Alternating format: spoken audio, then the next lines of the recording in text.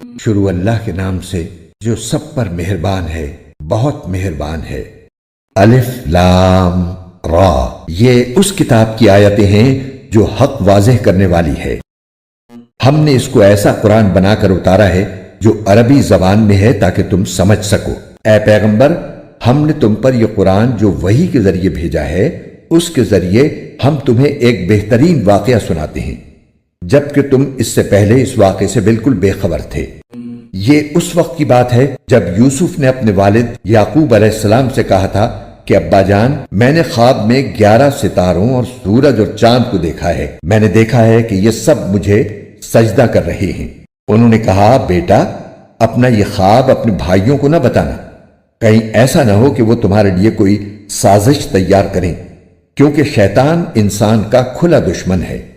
اور اسی طرح تمہارا پروردگار تمہیں نبوت کے لیے منتخب کرے گا اور تمہیں تمام باتوں کا صحیح مطلب نکالنا سکھائے گا، جس میں خوابوں کی تعبیر کا علم بھی داخل ہے، اور تم پر اور یعقوب کی اولاد پر اپنی نعمت اسی طرح پوری کرے گا جیسے اس نے اس سے پہلے تمہارے ماں باپ پر اور ابراہیم اور اسحاق پر پوری کی تھی۔ یقیناً تمہارا پروردگار علم کا بھی مالک ہے، حکمت کا بھی مالک۔ آسان تیرے جی میم قرآن۔ مفسر مفتی محمد تقی عثمانی۔ سورت نمبر 12 یوسف، آیت نمبر 5۔ تفسیر۔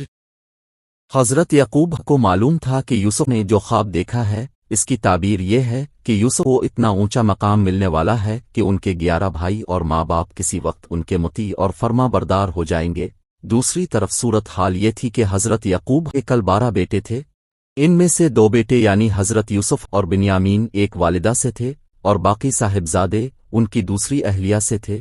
حضرت یعقوب کو اندیشہ ہوا کہ دوسرے سوتیلے بھائیوں کو اس خواب کی وجہ سے حسد نہ ہو اور شیطان کے باقاعے میں آ کر یوسف کے خلاف کوئی کاروائی نہ کر بیٹھیں۔ آیت نمبر 6۔ تفسیر۔